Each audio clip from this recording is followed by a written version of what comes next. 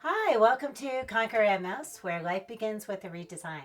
So today, we're going to make some sauerkraut. Sauerkraut is so good for your gut. You probably realize that I'm all about my gut and my food and exercise. So sauerkraut is my number one go-to. It's super easy to make. If you haven't made anything that's fermented in the past, hang with me today and I'm going to show you a super easy way to do this. Okay, so the first thing is you want to get a medium-sized cabbage, and I always get organic because cabbage is grown in the ground, and so if it's not organic, then it's sucking up all those nasty pesticides. So you want to make sure that you get good whole foods that are going to create good bacteria when you're making the sauerkraut. So the first thing we're going to do is I'm going to core this. I want to save one of the big leaves, and I'll show you why in a little bit. But right now I'm going to core this, and I am doing two types of cabbages today. One's purple and one is white. And so I've already cored the white one and I've rinsed that out. So just hang with me. We're going back and forth between purple and white today. Amazing. It's just part of nature, and it looks like our body. Cabbage is so good for your heart, your blood pressure, your brain, and it's amazing for your gut. So I've cut out the core, and I do it in a pyramid shape, so kind of little triangle. And I'll tell you in a little bit later why I'm doing it that way. But while I'm cutting that out, I also take off the older leaves. I really wish we could do this for our skin as we age, but cabbages have the outside, the outside leaves are kind of funky looking. Just peel that off, but try to maintain the largest leaf that you can. This is a good one, and I will explain that coming up. So we have our cabbage here. Next step is we are going to rinse off the cabbage, and I have the white cabbage that has been drained already, so I'm going to switch colors on you. Okay, so I have my white cabbage and I have my purple cabbage that's in the sink draining right now. And I wanted to show you, aren't these leaves beautiful? They're nice and big. So what I'm going to do here now is slice this into thin slices.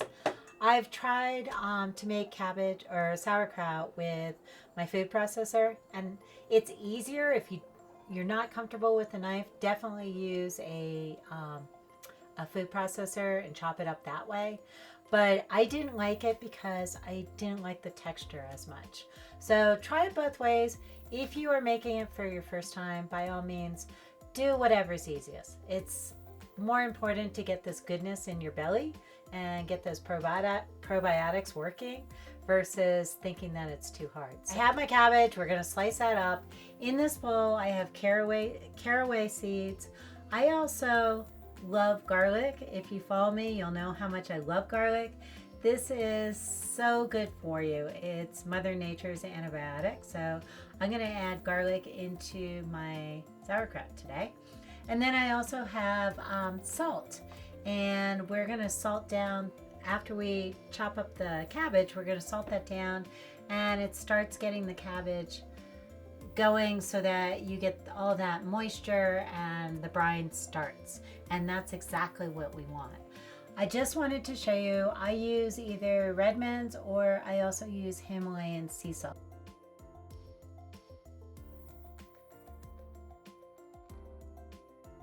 I am super excited.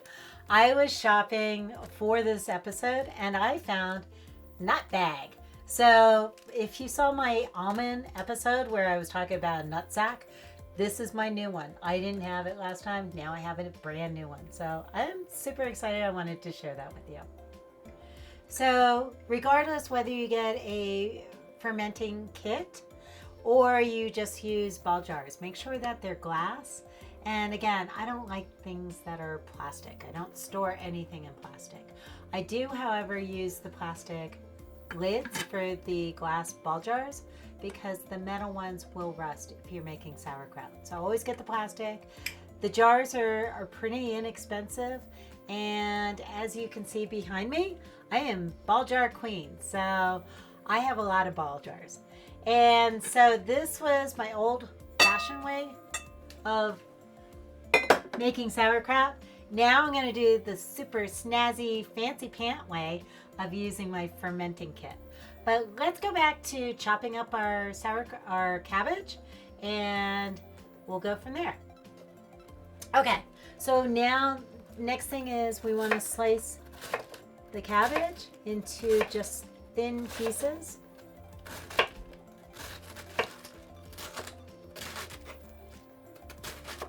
And don't worry about being exact, just get it all sliced up. Okay, so we're putting all our cabbage in the bowl. I'm so excited. I haven't had sauerkraut, homemade sauerkraut, because I've been really busy, and then I had COVID and life has been weird. So this is actually going to help me. I am finally feeling better from COVID. It's January. I was diagnosed with COVID in August, so it's taken me a long time. But again, it's all about healing my gut and healing my body and myself. So this is going to be good. So now we have our large head of cabbage cut up and sliced into just ribbons. And I won't lie, this is not my favorite part, but you have to kind of massage the cabbage to get the brine going. First, you want to salt this down, and it's about 1.5 tablespoons of salt. I tend to go on the lighter side because I'm not crazy about salty food. And so the part that I'm not crazy about doing, it hurts my hands after a while. But if you have somebody that's really strong in your household, get them involved and get them doing it. The other idea is I also have this cool tamper that I got from my now favorite store in Montrose, and I'm going to be using that. But right now, you just get it in and squeeze it.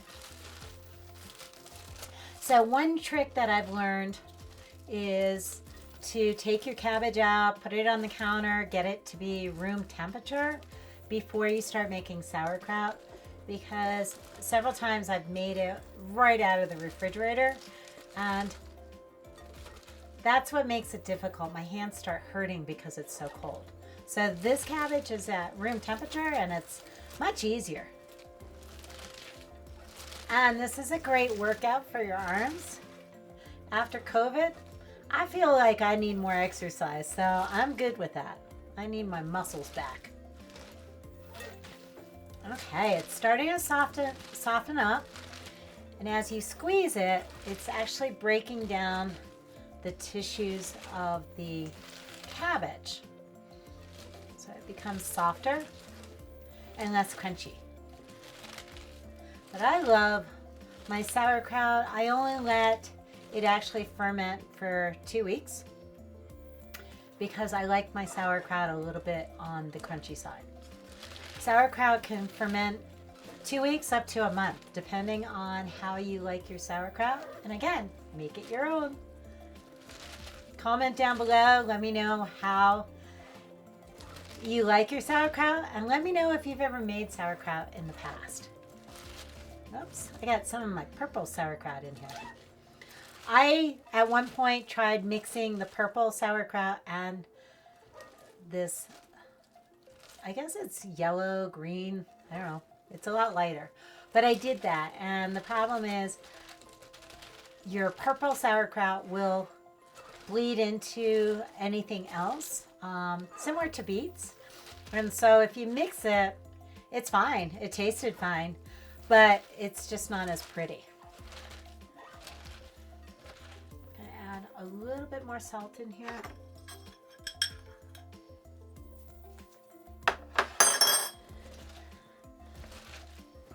Get that turned around. And now I'm going to let it sit for about 15 minutes while I clean up my hands. As I mentioned, I'm actually making two batches, a purple batch and a, I don't know, is this yellow or white, or I'm not colorblind, but Paul's helping me film. So what color is this? Light green. Light green? Okay.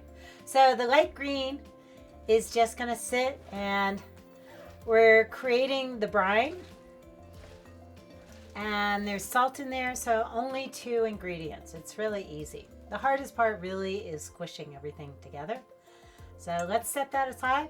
I'm going to go back to the purple one.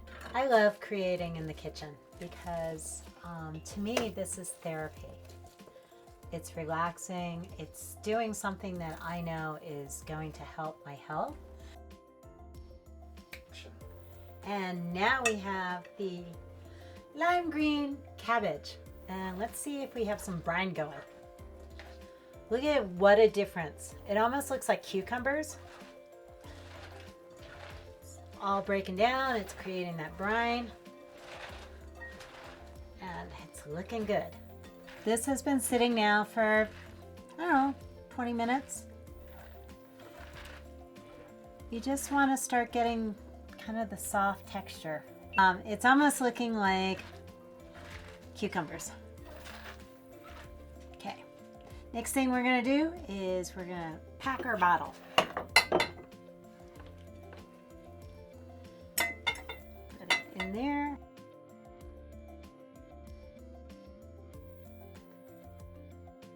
What I like to do is layer.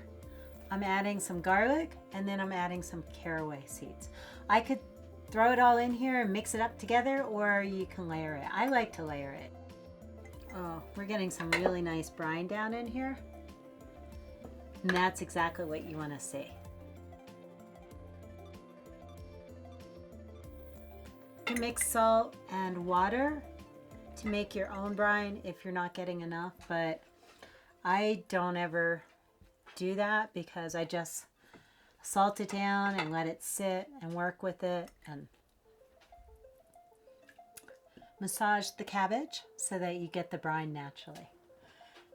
This is something new that I got because, again, sometimes my hand gets tired and I really thought it was a cool tool. So we are going to mash this down. If you're using the mason jars, the next thing would be to top it with the plastic cap that I showed you with the mason jars. But because I'm kind of fancy pants and I have this cool setup, I am going to use the fermentation jar. I can't, how do you say that 5 times fast?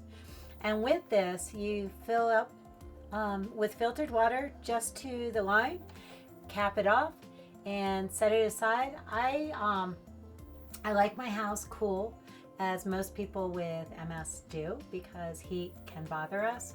And so my house pretty much stays around 60, 63, which is not great when you're fermenting food. So I actually was super pleased. I was in Home Depot and they had a heating mat for growing seedlings, and I thought that's perfect for fermenting my sauerkraut, my kombucha. And so I am trying this technique. I have a thermometer sitting on it, which I will show you, and right now I'm also sprouting some beans back there, and I'm hoping my ferment goes a lot faster because at 60 degrees it takes a while for fermentation to happen. If your house is roughly around 70 degrees, then it's about 2 weeks. So we are going to wrap up this episode. I'm going to see you back here in 2 weeks, and I'm going to show you what the finished product looks like. Meanwhile, I'm going to do my purple cabbage. And if you're finding value in this content, you're having fun learning about sauerkraut and all the good foods that you can do for your gut and your health, make sure you subscribe down below, share. I'm sure you know other people that have MS. Please do share because we all need help this way. If you're having somebody in your life that is having challenges, a lot of those challenges relate to gut health. So definitely share this episode with your other people, even if they don't have MS. There's a lot of things here that can help anyone with health challenges. My name is Katrina Toucke. I had a relapse in 2011 and it was devastating. It took till 2016 for me to recover from that. Kind of recover. life didn't go back to normal. But anyways, I got to the point that I went back to school, became a integrated health coach, and I specialize in gut microbiome because I wanted to pretty much fix my health. I refuse to accept, I don't ever say that I have MS. I always say that I was diagnosed with MS because that's where I came up with Conquer MS. It doesn't mean that you don't have it. It means that you are overcoming MS. So hang with me, subscribe, share this, and please do comment down below. I'd love to hear from everyone. Meanwhile, I'm going to finish this up and I'm going to show you my heat pad and how I'm going to do this, and then I'll see you back in 2 weeks and we'll conclude this episode. So when I was getting ready to film this, I love my fresh rosemary that I always have in the kitchen. Quite often I'm always adding rosemary, and I thought, oh my gosh, garlic and rosemary sauerkraut. So I'm super excited. I've never tried doing fresh rosemary in with my sauerkraut, but I'll let you know how that goes in 2 weeks when we come back, and I'll show you the end result. This is my mat. This is my corner, and it's 73 degrees, which is going to be perfect, and we'll be ready to eat sauerkraut in 2 weeks when I see you back. It was all good until she heard something that sounded like a gunshot. Now she's like, I want to go home. It's a great end of the day.